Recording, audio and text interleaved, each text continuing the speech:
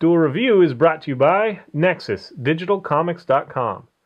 On today's Duel Review, it's Mage Wars. I'm RJ. And I'm Nick. Let's get to it.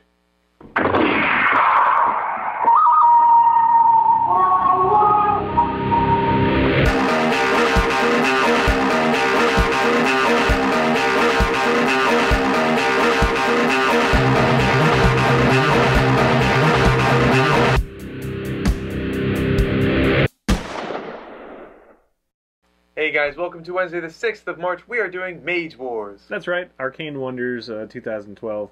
And it is a nice big box. Here it is, right here. It's nice and hefty.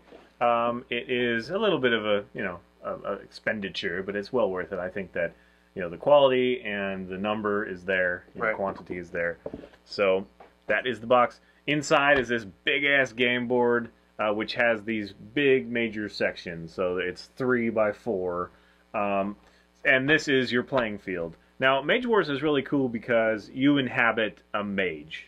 For instance, here's a mage of mine. It's a wizard. He comes with a character card. That's a Beastmaster. So those are the character cards, and these are our little stat sheets there.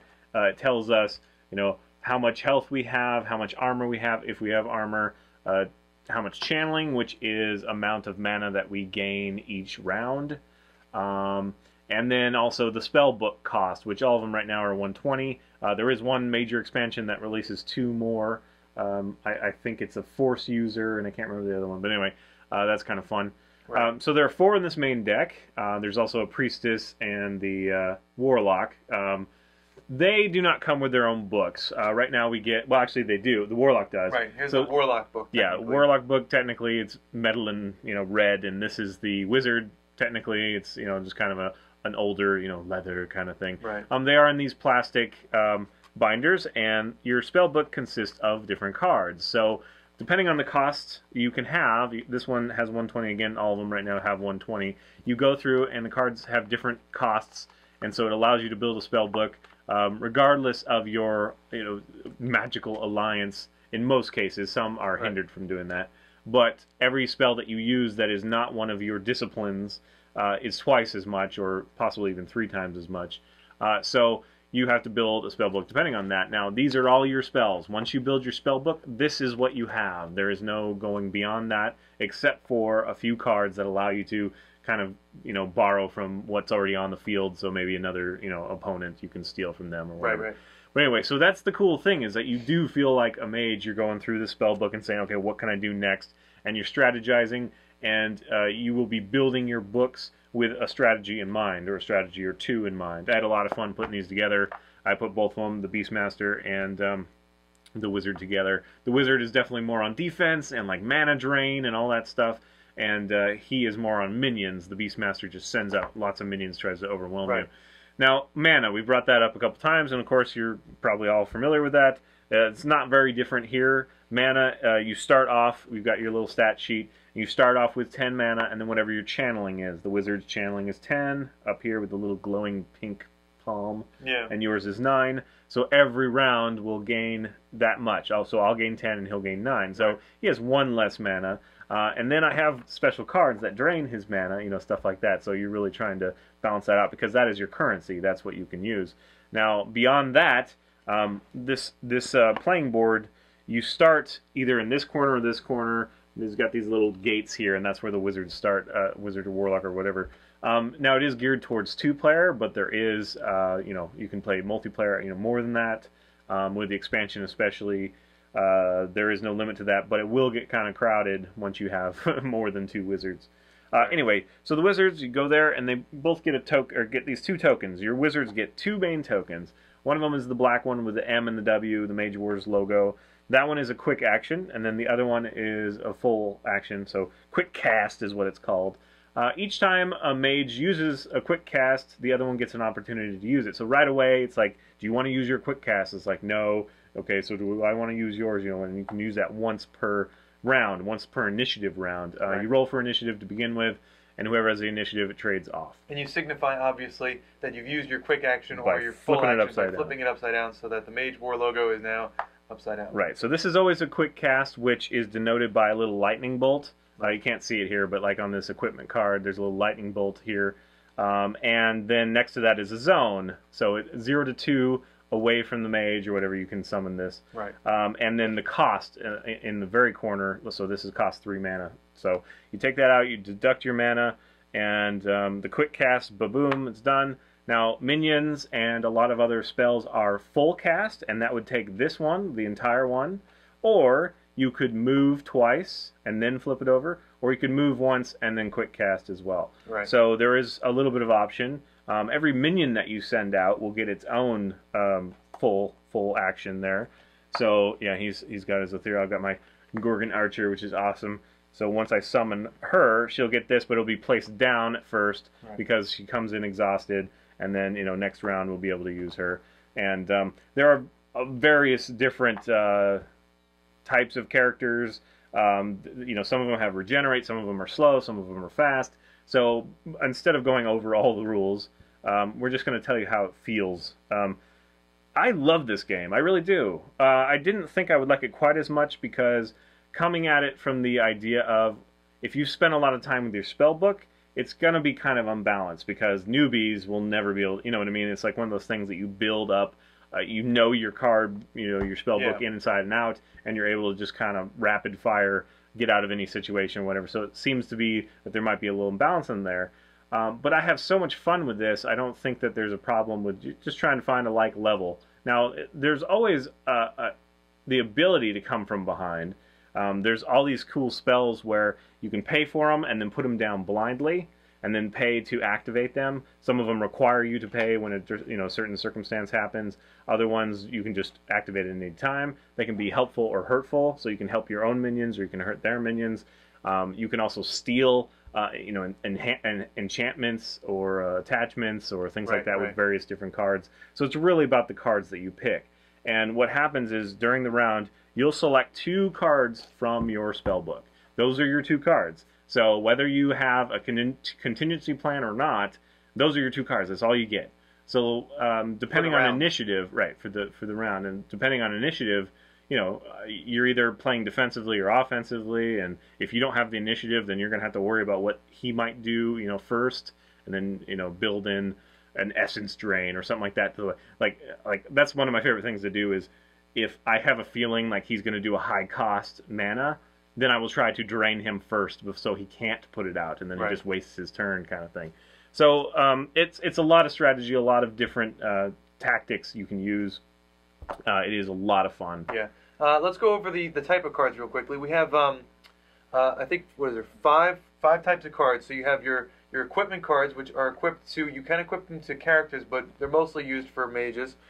You have your conjurations, which are the green bordered ones, and these are nice because a lot of them, like for example, this is Mana Flower. It gives me more mana, and it I have a crystal. Right, and it has a good regeneration ability, and it's just something that they can focus. Your enemy can focus on. Yeah, it adds to your channeling, so you get more mana as long as a couple of these are out. Then you have your enchantments, which are the kind of, I guess this would be like a fiery orangish edge color, ones, and these are the ones that are usually used as trap cards or other things. So like this one's put them upside down. This one's an essence drain, so if I attach it to one of his characters and activate it, he has to pay 2 mana just to keep that character in play, unless he can get rid of it. Then there's incantations, which are pretty much I didn't get one of those. Dispels and break this, and So these are always fun. And then there's of course the creature cards, which are what we put down over here. Well, there's also attack cards too. This is a chain lightning card. Did I not pull down an attack card? You're right. Chain lightning is awesome because you can go from one square to another square, like up to 4 times. Each one it reduces a die, but you can multi-attack. You can even attack your own character if you want to get it to the character you want to attack or whatever. Sometimes it does help you to hurt or whatever yourself, and it's just all kind of those fun rules. Magic, we're all used to that. The dice, the attack dice, are pretty cool. I'm sorry, you're not done, are you? There was just the creatures left. The minions. Yeah. What I wanted to say about the creatures, what's fun about them is sometimes you'll get the familiars, and this one right here, this pixie, is a familiar, which means that he can actually attach a spell to that character. Or that creature, and she can move and use it elsewhere. So essentially you're going to be pulling out 3 cards as opposed to the 2, and as she moves, she'll carry that attachment with her, that spell, until she gets close enough, and then she can actually use that spell. So that's always nice. Yeah, and she can borrow from the the wizard or the warlock or the Right. beastmaster's Oh, mana, yeah. but not the other way around. She actually, yeah, the familiars actually gain more mana, so she can pull in. Another fun thing to know, and with this specific creature, is that it's a legendary card, which means that you're only allowed one of these in the deck. So you can only have one Philela Pixie Familiar. Okay, so that's fun. Yeah. Otherwise, you can have up to 6 usually building your own deck. Now, most of the cards have 4 or less copies, so you'd want to buy, either a second starter set or they have tomes, which is really cool. They allow you to buy just the cards if you want to really go full force and do your own deck. But there are so many cards. There's so many cards I didn't use. There's enough for 4 spell books plus that I'm not gonna buy a new deck. I'm just gonna look at the expansions, and I think that's plenty. Now, the dice, the attack dice. The cool thing about these is you do have blanks, so if you roll that, it does not hit at all. If you roll a 1 or a 2 without the starburst, that means that it does damage, but can be blocked by shield. And then the one with the starburst does not get blocked by shield. So that's pretty cool. A lot of attacks, you have multiple die to roll. Some of them have effects, which is what this little 12-sided yellow die is. Depending on the rule on the card, you might daze somebody, you might rot somebody, which is, each time for upkeep, they have to lose 1 health kind of thing, Right. or cripple, or there are other tokens in the game. If you move a minion, but you don't exhaust the entirety of this, you can then guard, which means that in this space, if somebody wants to attack somebody else in this space, they have to attack this one first. Unless you have an ability like elusive, I think it is. Yeah, Or- that allows yeah. you to get around it, Right. but or pest, kind Pest. of thing. But those guys are not usually very strong, so that becomes part of the strategy too. So maybe you don't want to move right now, and you just want to guard the heck out of your Right. wizard. Now, that's the thing, is that I'll give you one hint as a new player. You want to go after the wizard or the beastmaster, the other person's mage, because you can kill as many minions as he puts out, but if you don't get the mage first, then you're not going to win. Yeah. So it's all about that. A lot of people get bogged down trying to think of how can I take care of this minion and this minion. Really, just try to get the mage. That's all you're doing. That's the fun of the game. Right. But yes, there are just so many different variety, of attack strategies and defenses, and it's just a lot of fun. It really is. You spend a lot of time looking through your spell books, so get prepared to do a little bit of reading. And again, I guess I'll bring up the fact that it could be possibly a little unbalanced if someone really knows what they're doing and you're new. But it's kind of like a badge of honor, a rite of passage to lose the first time. Everybody loses the first time if they're playing against someone they know, Right. or that knows the game. So yeah, I mean, there's no real reason that they included big wooden tokens and whatnot, but it does make it easier to turn over, and it's nice. And I don't think it really added to the cost, so I appreciate that. Yeah. The dice are pretty good quality, and yeah, I mean, we've got the damage tokens, which are always like off center and whatnot, but you can't really blame them for The that only stuff. the only real problem that I have as far as the manufacturing goes is with these status tokens, like this one says rot, but on the other side it says cripple. Anytime you see a cripple doesn't always mean that rot's on the other side. Yeah, it's kind of random, Yeah, so you just it got to is. kind of flip them over and search for them. Right, which sucks because you have them all laid out and you want to look for the one that you have. Well, now you have to flip them all over until you find the one that you're looking for. Yeah, it's because they don't have equal number of cripples to rots, and so Right, they have right. some rots, and then they have some, other status effects, Right. and so they all overlap. But yes, yeah, great game. I highly recommend it. If you're interested at all, there are playthroughs aplenty online and other critical reviews of it. And but yeah, from the two of us, it's a go get. Yes, absolutely.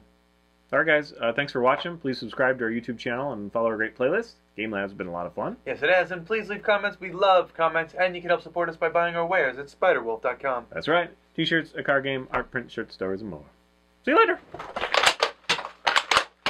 Oh, I think mine was like right below I have yours. not been shooting the first time every time. I don't know if I'm not talking it correctly or my gun just sucks. But whatever. It happens. Yeah. Next time, we take a look at all things Armitage. On today's Duel review, it's a Mage Wars. I don't know why I'm doing a stupid, horrible Italian accent. That was supposed to be Italian? Felt like it. A meatball. Spicy meatball. But it's the Mage Wars.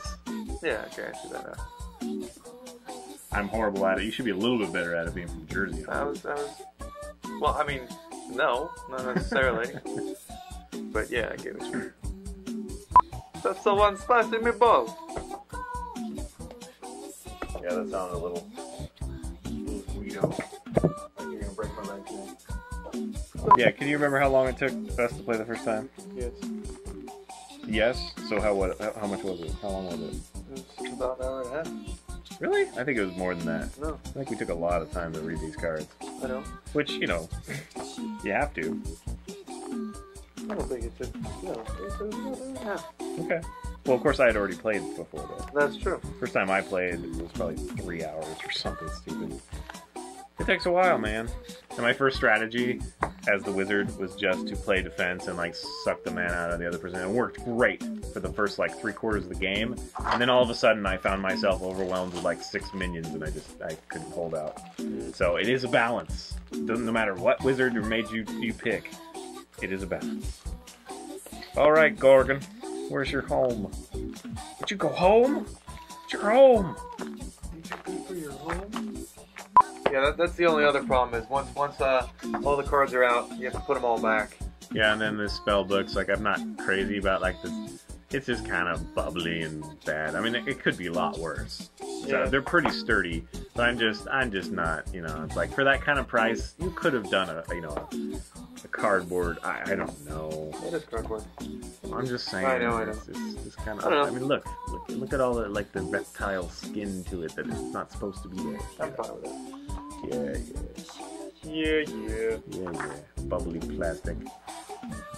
I mean, I would honestly have rather had like this with just like a symbol on it, like embossed into it or something. Yeah, you know what? You're right. That would actually be pretty cool.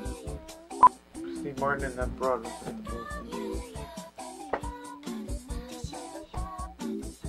Is that what you're gonna do in a class 5? You're gonna be like, handsome man seeks gallant broad. Gallant? I don't know. Gallant broad. Awesome broad. Awesome broad, yeah.